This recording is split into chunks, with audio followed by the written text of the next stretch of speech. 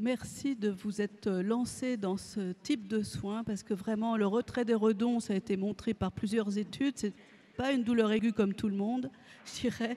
C'est vraiment, ça fait partie des plus intenses.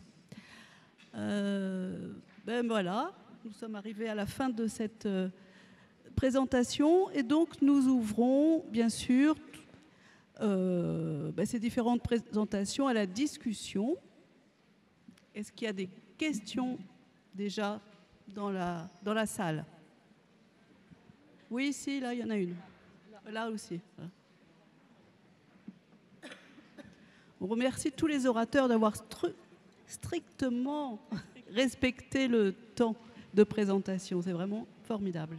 Et d'avoir mis aussi, je pense que ce qui est intéressant, hein, je trouve, dans ces présentations, c'est déjà les investissements des équipes en place. Hein, parce que se lancer dans une étude comme effectivement sur le toucher, vous l'avez bien dit, il y a très peu d'études pour l'instant. Donc on attend avec impatience vos résultats.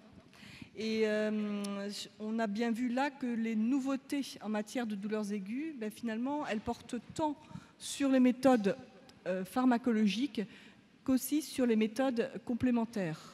Donc je pense que c'est intéressant de développer les recherches et les investissements dans les deux domaines. Parce que la prise en charge de la douleur, c'est bien une question finalement de bonne association et de complémentarité. Pour le toucher thérapeutique, très beau film. Vous êtes enfin 3 soignants, c'est super. Dino, on l'utilise à l'hôpital et on l'utilise aussi sur les soignants. Donc on fait des midis où les soignants qui en ont marre, qui sont un peu proches du burn-out, le midi après manger, ils vont être massés 5 minutes. Et pour les soigner, on a réussi à le faire enfin coté, donc il y a une cotation qui est marquée et donc ça rentre enfin comme un acte. Après la cotation, moi je la connais pas. Quelque chose dans tout ce que je vois depuis ce matin là, je suis formé à l'hypnose, donc il y a des personnes qui vont venir cet après-midi pour l'hypnose, on parle de douleur. Ce qu'on nous apprend dans l'hypnose, c'est ne plus parler de douleur, parce que déjà en parlant de douleur, vous allez induire au niveau du cerveau la douleur. Donc la douleur, ça va faire mal. Ce qu'on apprend, dis-nous en hypnose, c'est à parler de bien-être. Alors, quand si on je va puis me voir un permettre, patient, vous en êtes tout dans le bien-être. excusez-moi, si je puis me permettre, effectivement, on va en parler cet après-midi. Vous avez fort bien donc fait de le signaler. Donc je laisse tomber. Je laisse tomber. Quelle est votre question, s'il vous plaît, pour les orateurs? La question sur les ulcères, les plaies. Je suis d'accord avec la dame. Moi, je suis militaire. Nous, on a des petites plaies aussi qui font un petit doigt. Et en fait, c'est les ulcères de Buruli. Et c'est vrai que des fois, il n'y a rien. Et quand le chirurgien opère, il faut enlever tout le bras. Il faut enlever toute la peau sur tout le bras. Donc, comment est-ce qu'on se forme à ces douleurs, à ces plaies, quand on est infirmier et qu'on n'y connaît rien, quoi? Ça marche. Alors, vous avez les diplômes universitaires en pleine cicatrisation. Alors après, si vous êtes sur Paris, il y en a 2. Non. Après, il y en a un à Bordeaux, il y en a un à Montpellier. Moi, je suis à Metz.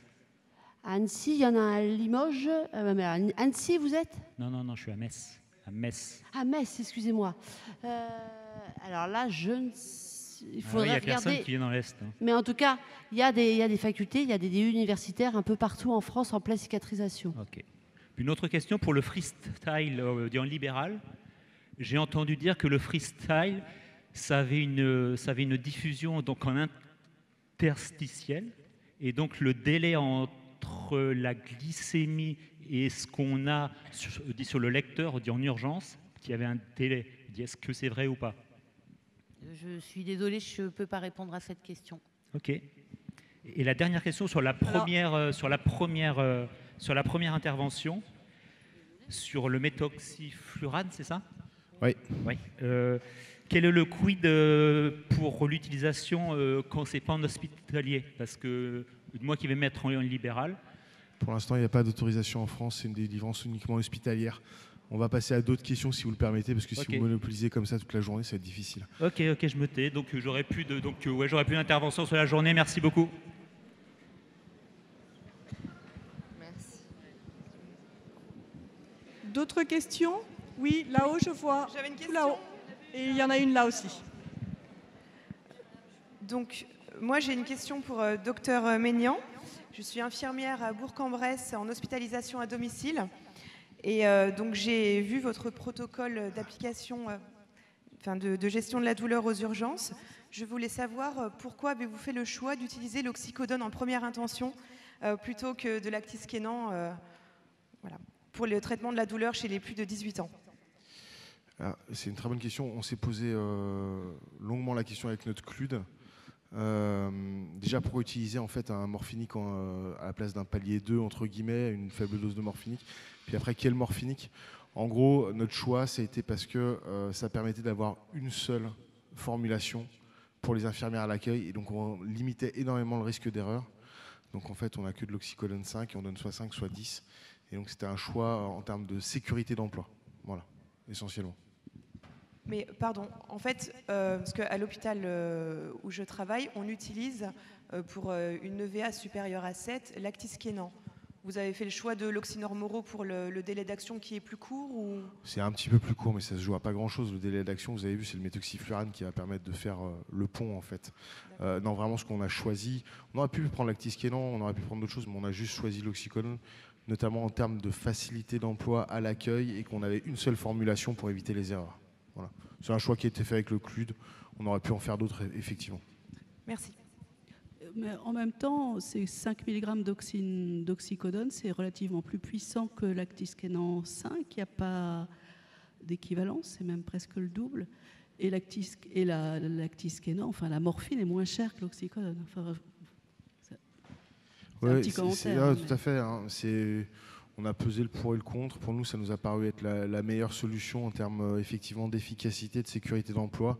Pour l'instant, on a un retour. Là, je vous ai présenté les données sur le méthoxyflurane. On l'utilise depuis environ 6 mois. Peut-être un peu plus, 8 mois, bref.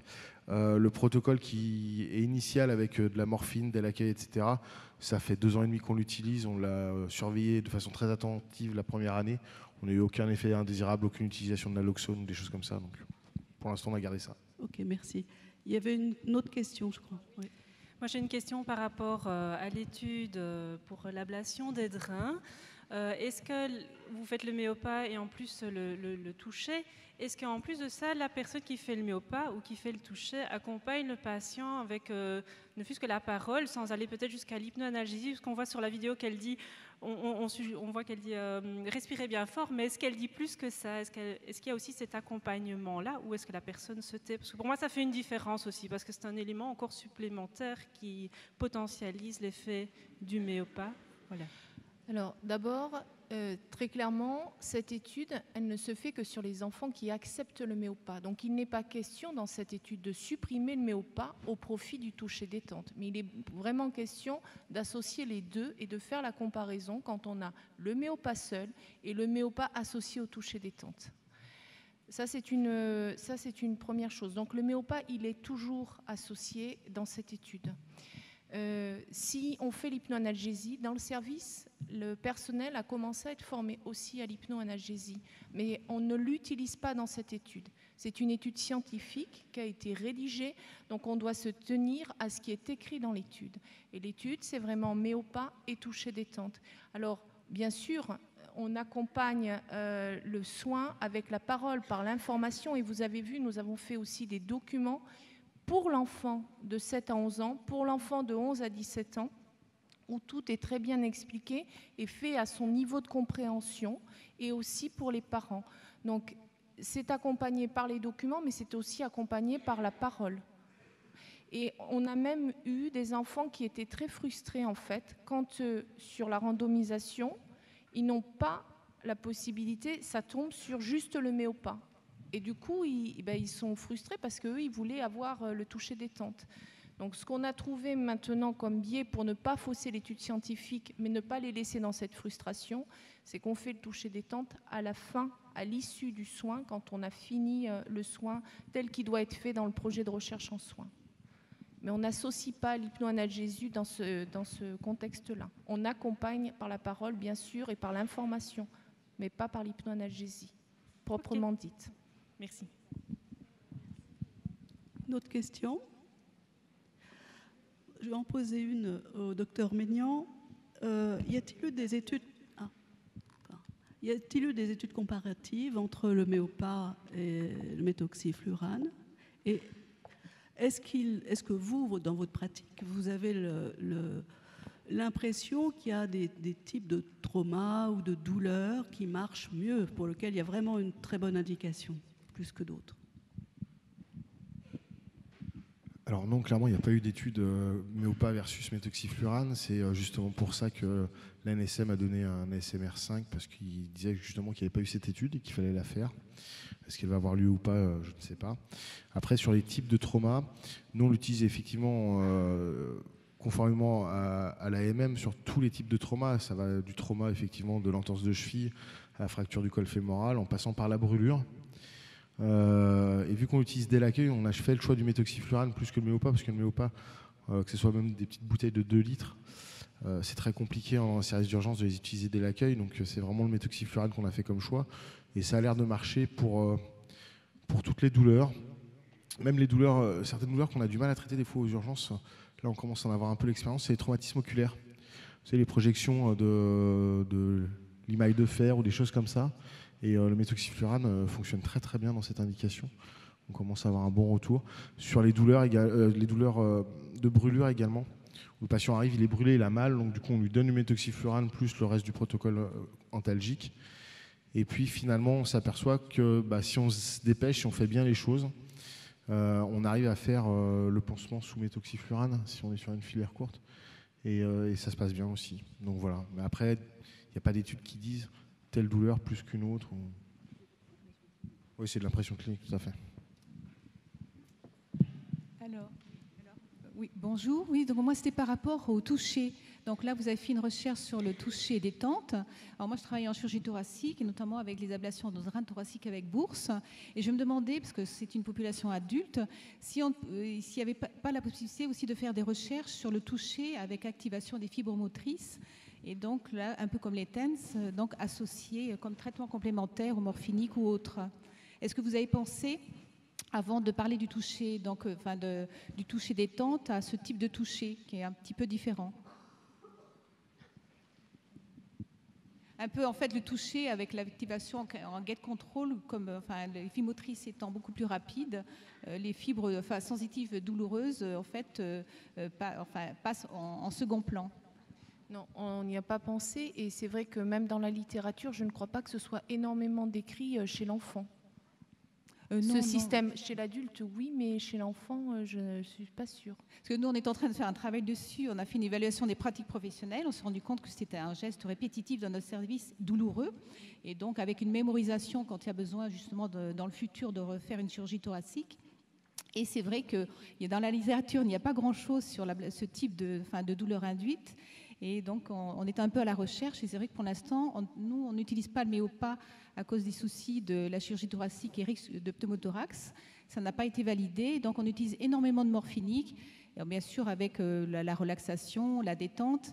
Mais on s'était demandé s'il n'y aurait pas autre chose en parallèle qui pourrait aider. Alors attention, quand on parle de chirurgie thoracique dans cette étude, on ne parle pas de drain thoracique. Nous sommes bien dans les redons. Type redon. Ouais, c'est pas tout à fait c'est encore des douleurs différentes avec un calibre différent et une localisation qui n'est pas la même. Donc non, en tout cas, j'ai pas de réponse à vous apporter dessus. D'accord, merci. C'est vrai qu'il n'y a pas grand-chose, effectivement, pareil en termes d'études sur le toucher massage. C'est cela dont vous parliez. Donc je vous invite à monter une étude.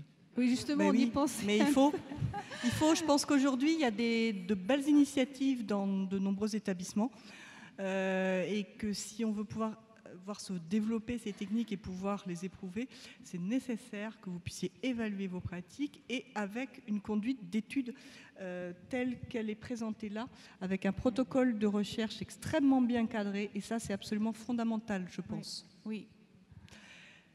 Je voulais vous demander, d'ailleurs, vous avez parlé de 3 protocoles massage.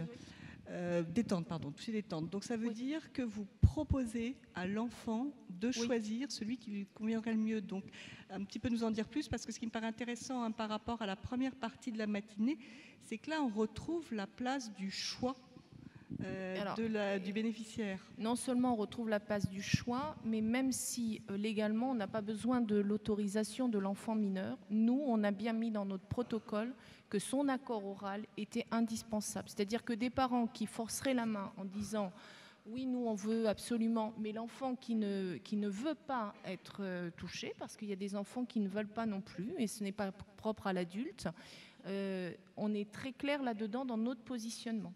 On est dans le respect de la parole de l'enfant.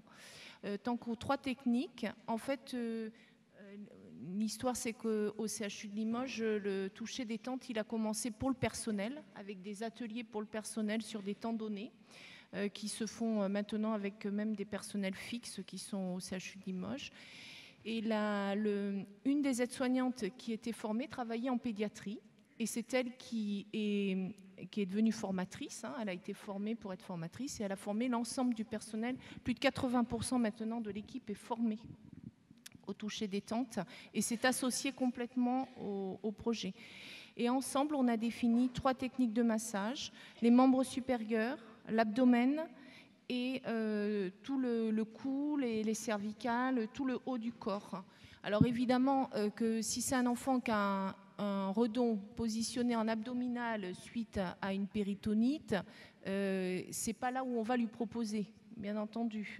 Pareil, si c'est localisé sur le bras, on ne va pas proposer les membres supérieurs. Mais c'est l'enfant qui a le choix, aussi bien dans la technique que dans le faire, l'accepter ou pas.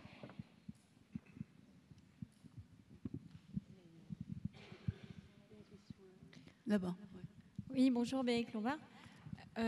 Moi, je voulais surtout vous féliciter, l'ensemble des orateurs de cette session, parce que c'est assez remarquable d'observer la complémentarité des moyens dans chacune de vos interventions. En particulier aussi l'intervention d'Anne-Philippe, qui met en exergue l'importance et à quel point, en fait, il faut pouvoir réfléchir la technicité de nos soins infirmiers pour prévenir la douleur. Et effectivement, on a souvent tendance à aller en premier lieu chercher comment je vais prémédiquer mon patient avant un soin, etc. Quels moyens d'analgésie je vais utiliser, et ça reste évidemment essentiel.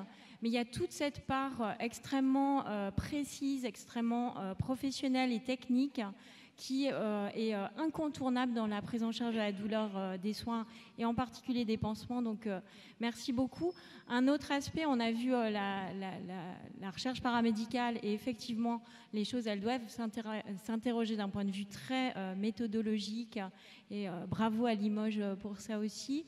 Et juste un dernier point pour la revue de la bibliographie réalisée par Patricia Zimmermann. Les professionnels paramédicaux ont tendance à bouder un petit peu la revue de la littérature, alors qu'on voit qu'on découvre des vraies pépites qui sont extrêmement précieuses dans la pratique professionnelle au quotidien. Et on peut voir que justement, en lisant les articles, eh bien, on va découvrir des choses qui peuvent concrètement améliorer nos pratiques au quotidien. Et donc, merci à vous tous. Il y a encore des questions avant d'aller déjeuner. J'aimerais quand même poser une petite question à Madame Philippe. C'est peut-être parce que je suis dans un creux au niveau moral concernant la prise en charge de la douleur, mais je voulais savoir si finalement elle avait l'impression que la prise en charge des plaies s'était nettement améliorée depuis l'existence des DU, par exemple, et l'investissement de personnes phares, qu'on ne nommera pas là, mais comme Isabelle Fromentin, par exemple. Et une deuxième question rapide, est-ce que vous ne pensez pas que ça pourrait être intéressant qu'il y ait des équipes mobiles, peut-être au sein de GH, au sein de... Enfin, après, c'est des structures à imaginer. Alors, je pense déjà que la prise en charge des plaies commence à avoir un peu, même si elle n'est pas reconnue en tant que spécialité. Isabelle Fromentin se bat beaucoup pour les infirmières en pratique avancée, aussi bien en onco et puis en plaies. C'est une part de spécialité qui commence à être reconnue un peu par le milieu médical et même paramédical, en se disant c'est une spécialité à part entière. Mais comme toute spécialité, moi quand je vais en hémato, je ne m'y connais pas en hémato, j'ai besoin de mes collègues pour qu'elles m'éclairent pour prendre en charge la plaie. C'est vraiment un échange. Donc oui, je pense que ces DU, ça commence à se faire entendre et reconnaître, et que c'est vraiment une réelle nécessité. Alors après, on n'a pas de pourcentage, on n'a rien au niveau de... Mais on le voit, c'est ça, je voulais faire un peu de promo pour... il y a le congrès quand même national qui a lieu une fois par an, les journées cicatrisation 2018 qui auront lieu du 21 au 23 janvier à Porte-Maillot. Après, les équipes mobiles, oui, ça c'est une volonté de direction des soins. J'ai de la chance de travailler, moi, dans un GH qui a accepté. Il y avait déjà une première infirmière qui avait fait ça, qui j'ai pu avoir après, qui est partie. J'ai donc postulé pour ce poste. Dans le GH, c'est vrai qu'au niveau de l'assistance publique, j'ai parlé de Paris, nous sommes que 2 actuellement dans 2 hôpitaux à avoir une fonction transversale. Donc c'est vraiment une volonté après de la direction ou de montrer que l'infirmière, si vous avez un DU, après c'est une volonté de dire regardez, il y a vraiment des besoins. Il faut, alors c'est un peu le parcours du combattant. Hein. Je pense à l'équipe de l'HEGP justement qui essaye de promouvoir cette spécialité aussi, mais qui est reconnue par tous ensuite. Mais on garde espoir, je pense que c'est comme la douleur, hein. Il faut se dire qu'il y en a peut-être pour 5, 10, 15, 20, 30 ans. Encore une question ?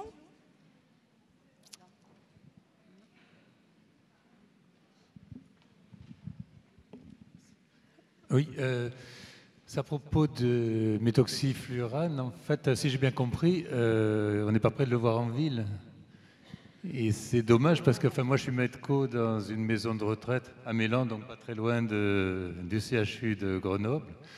Et nos fractures du col du fémur, avant d'arriver chez vous, elles sont chez nous. Ce serait bien de pouvoir les prendre en charge tout de suite. Vous prêchez un convaincu. Après, je suis persuadé qu'il va y avoir des pistes pour diffuser un petit peu tout ça.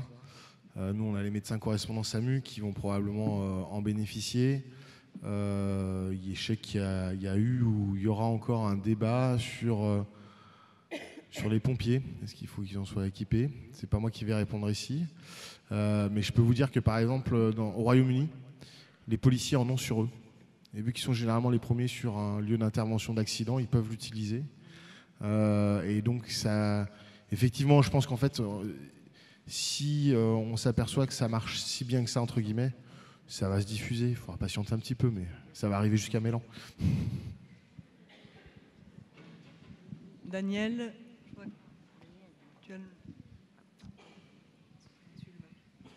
je pense que c'est à propos du Pentrox, du méthoxyflurane. À ma connaissance, il faut peut-être vérifier au niveau, il y a une AMM européenne qui devrait faire que le produit soit assez rapidement diffusé en France, dans les pays européens, d'après ce que j'ai cru comprendre.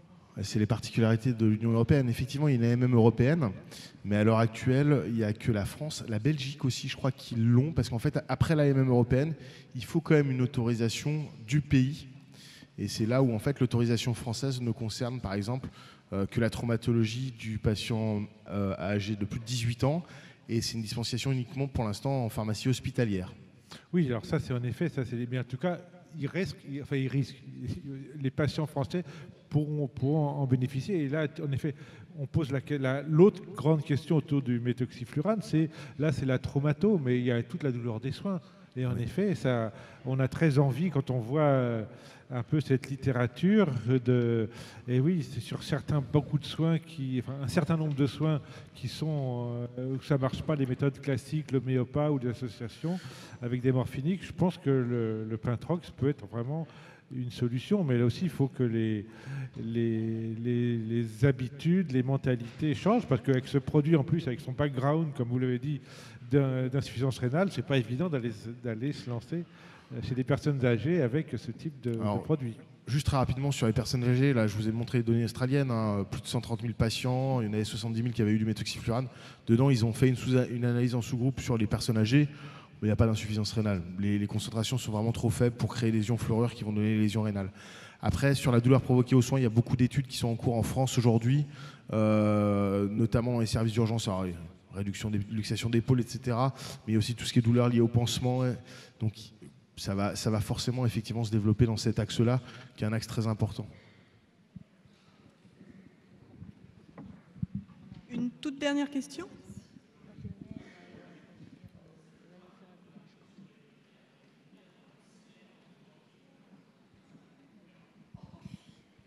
Ouais, je connais bien le sujet au niveau des militaires. Le problème, c'est que c'est les Américains qui ont montré ça sur la médecine de l'en avant, à l'utilisation de la morphine, avec en fait un nombre de décès non négligeable par surdosage en morphine. Effectivement, les militaires australiens utilisent le méthoxyflurane. Voilà.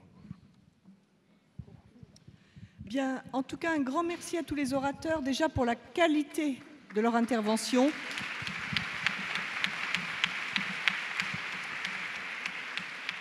Et leur investissement, parce que je pense qu'il faut des gens investis, et voilà ce que ça peut donner quand on a des gens investis.